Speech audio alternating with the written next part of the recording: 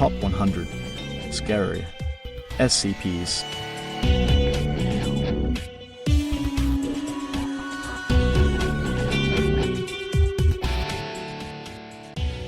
The following document is currently outdated, last updated January 1st, 1920. Note that outdated Foundation practices and procedures may differ from current standards. Updated documentation is currently under revision by Level 3 staff. Item number: SCP-2695. Object class: Safe. Special containment procedures: SCP-2695 is to be monitored and housed within Humanoid Containment Level 1 within Site-04. Personnel may be required to escort SCP-2695 should she find difficulty in walking. Requests from SCP-2695 for entertainment, conversation, or other needs may be put under review by Dr. Pritchard before transference of requested materials. Description: SCP-2695 is an elderly woman originally residing in Montreal, Canada. SCP-2695 is 68 years of age and identifies herself as Lucille Perhacs. SCP-2695 is by all means a non-anomalous human being and is of average physical and mental health. SCP-2695-T refers to a number 5 sewing needle embedded within SCP-2695's aorta. SCP-2695 claims that the wound was recent, but no damage or punctures were found to have existed internally or on the epidermis of her chest. SCP-2695 also claims that she feels no discomfort or pain from SCP-2695-T's presence. Since SCP-2695's initial containment, an additional 3 sewing needles have appeared within her right atrium and pulmonary valve, suggesting that SCP-2695-T is currently self-replicating at a rate of 1 needle per 2 weeks. Attempts to surgically remove SCP-2695-T have been unsuccessful thus far. Despite the usage of X-ray imaging, personnel have been unable to extract SCP-2695-T without causing harm to SCP-2695. Discovery: SCP-2695 was reported by Reconnaissance Agent Garcia at the Montreal General Hospital in Canada on the date of November 25, 1919, claiming that she believed she may have suffered a fracture after falling at home. Local doctors located SCP-2695-T's placement within the subject's right hand, which gave Agent Garcia incentive to notify a recovery team. As part of a disinformation effort, SCP-2695 was diagnosed with a rare disease, allowing Foundation personnel to escort SCP-2695 to Sector 08 for further analysis. Begin log, 11/29/1919. Good afternoon, Mrs. Perhatch. I trust that you have been feeling well since your arrival. Yes. I admit I didn't realize how serious this accident was until you told me you were bringing me to America. Goodness. My heart was quite stricken for a moment until one of your kind gentlemen explained the situation. I can imagine. As of now, I just decided to come by to ask you a few questions about your life before you were diagnosed with this, condition. It's quite all right, Doctor. You don't mean that day at the hospice, I suppose? Exactly that. It really was an uneventful thing, you see. I had my sewing kit so I could fix some of my youngest's vests, Mark, and I tripped. Oh, and you know why it was torn?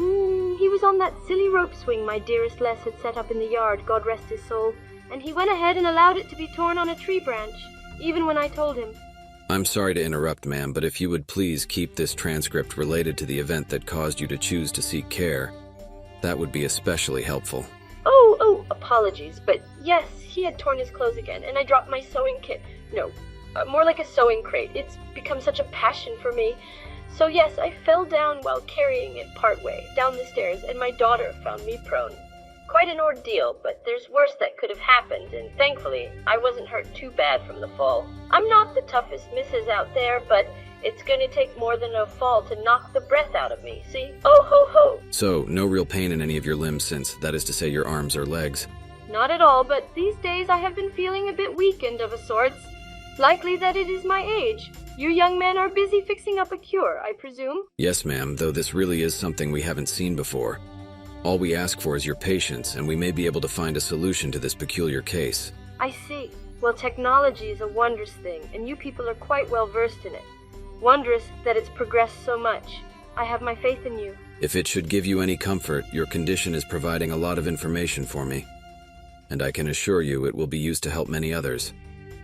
Thank you for your time, Mrs. Perhatch. I can give any amount of time, Doctor. I've lived a very good life. Set director Avery Lennox. August 21st, 2003. Due to several oversights by 3 certain personnel, including questionable freedoms granted to SCP-2695, failure to document several interactions and alterations regarding both SCP-2695 and SCP-2695-T, and tampering of data related to SCP-2695 and Site-45, reprimands for all 7 personnel in charge of managing SCP-2695 have been dealt. I have selected a handful of Level 3 personnel to salvage what little data was procured from this utter disgrace of a project. Please send the finished article to me ASAP so that I may review it and assure myself that there is no further unnecessary bias towards this anomaly. Temporary iteration of updated SCP-2695 summary. Note: revisions and updates are underway.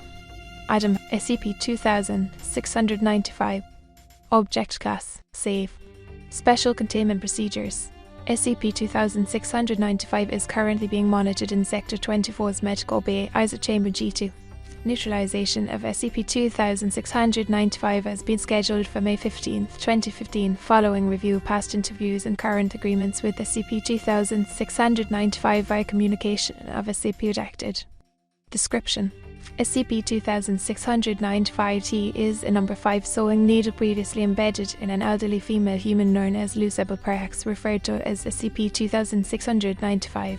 SCP-2695-T is unable to be observed through eyesight alone, but may be viewed through any form of digital imaging or recording.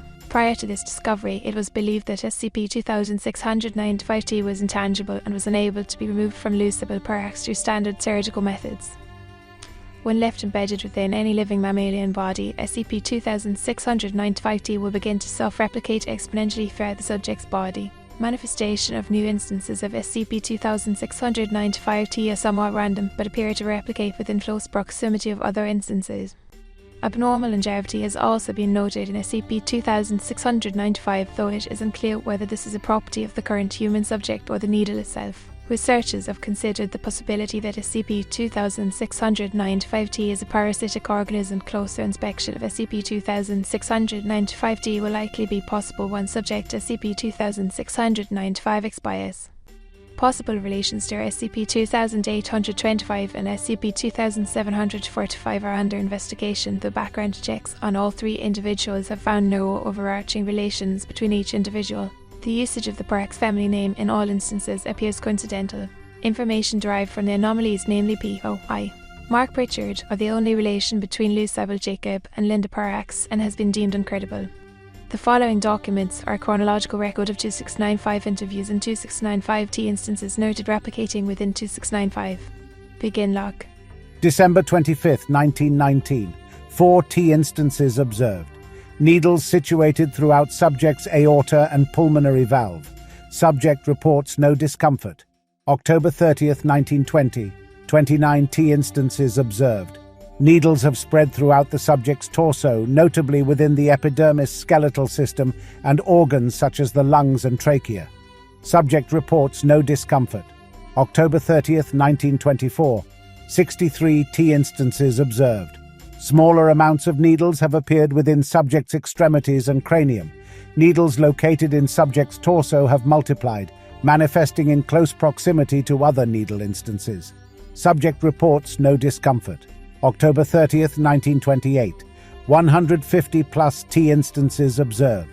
Needles continue to increase within subject's organs and tissues. No obvious health issues have arisen from multiple needles located in subject's brain. Subject reports feeling stiff in the afternoon. October 30, 1932.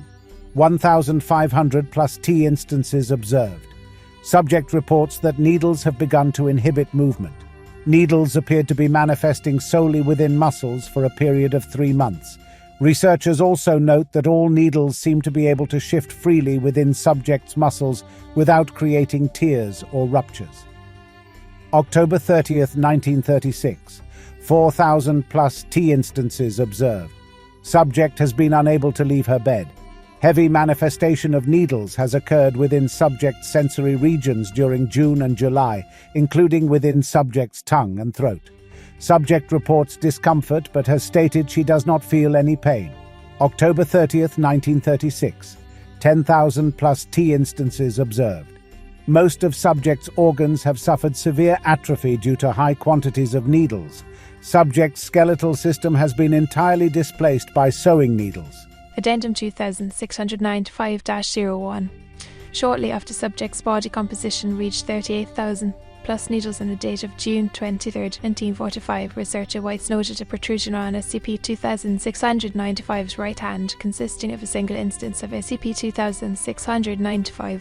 SCP-2695 testified to attempting to use the instance of SCP-2695-T to create a puncture wound from within her hand, but was unable to. May 1st, 1945. Approximately 19 needles are noted to have grown from the subject's right hand, protruding approx. 0.4 meters in a thin cylindrical shape. Subject's epidermal tissues are confirmed to cover the entirety of all 19 needles. May 9th, 1950. 6 needles have begun to vertically protrude from the subject's forehead, cheek, and chin. The total amount of needles in the subject's right hand has increased to 76, and the needles have continued to extend from the subject while covered in epidermal tissue. Notably, tissue is not created and seems to have been relocated from the subject herself, as evidenced by the movement of scars and birthmarks from the subject's hand to the tissue covering the needles. Subject has refused comment. May 9th, 1953. 24 needles have manifested while connected to the aforementioned 6 needles. Rather than extending straight out, the 24 needles have appeared to have connected to each other in perpendicular and tangent fashions. Subject's epidermis continues to remain present and intact on all needles extruding from the subject. Subject has refused comment. May 9th, 1956. More than 80 needles have appeared in the needle cluster connected from the subject's forehead.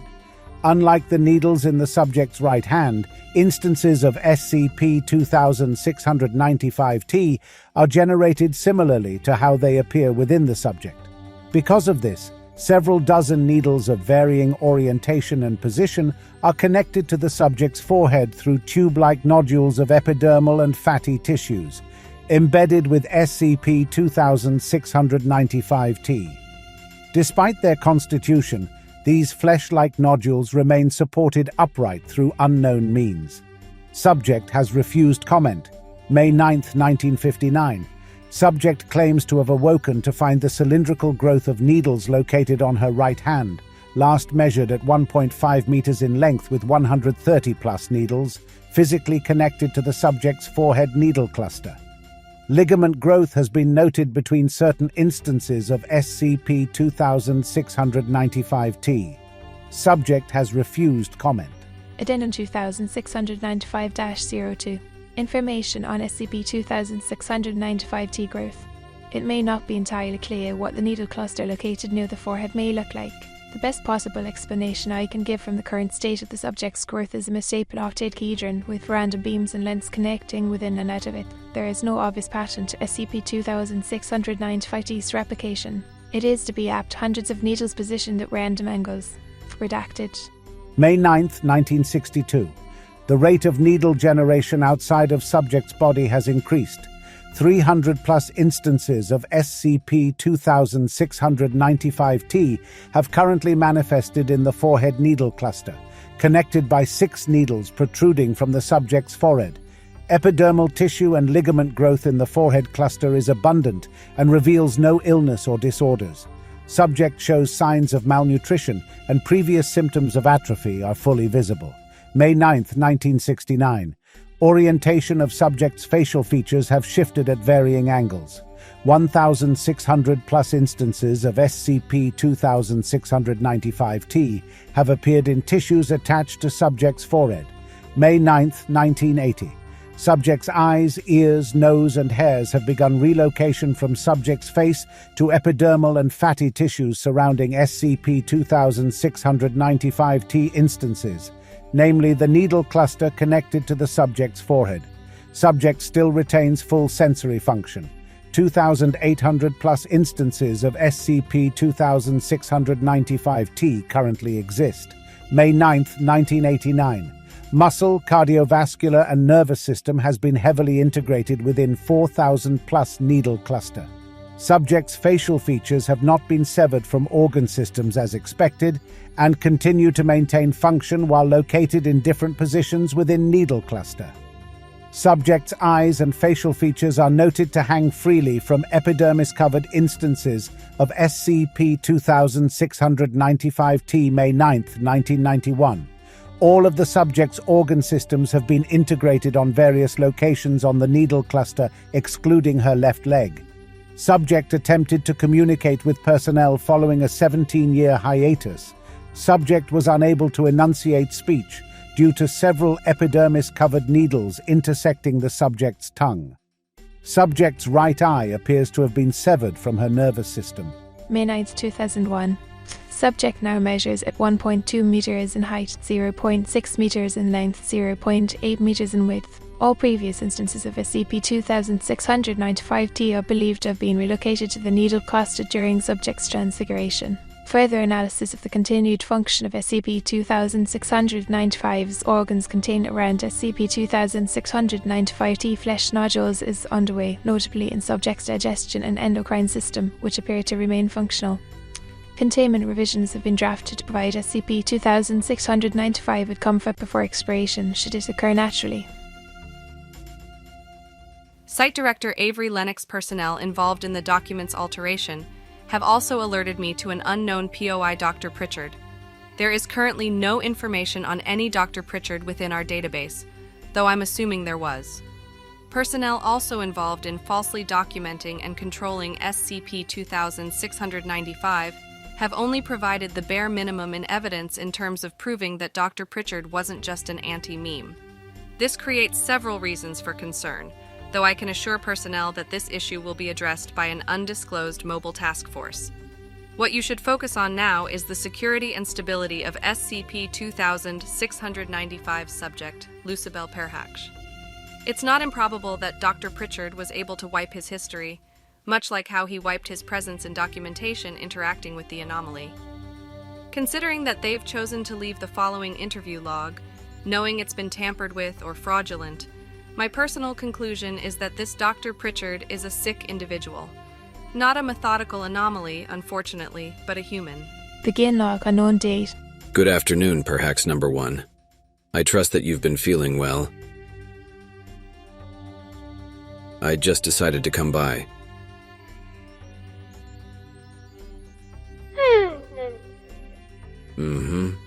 Yes, the needle's done a lot more than I thought, but your skin's been more than enough. I've been able to use the samples for the majority of alizarin. So, no real pain in anything? This is good, that's how it's supposed to feel. Needles are really just tools for the clay.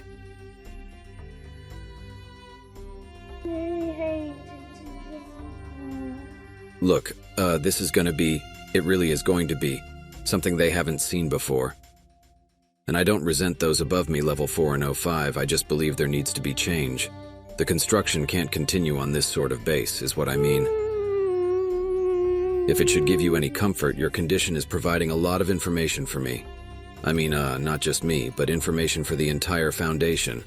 I'm confident in saying that I'm going to make up for this, Perhaps number 1. Just call me Pritchard, ma'am.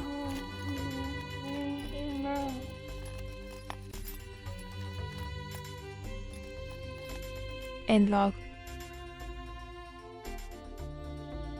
How long would you hold out if you were in her shoes, before figuring out a way to exit this reality? And this Pritchard, I have so many questions, but I suppose if a site director is in the dark, I shouldn't lose sleep over unanswered questions. So much for that. Thanks for sticking around. This was a lot of information to summarize. Make sure to like, comment and subscribe. Ring my bell. It's right down there. Go ahead, touch it. Touch my bell. I'll see you in the next one. Peace out. Bye.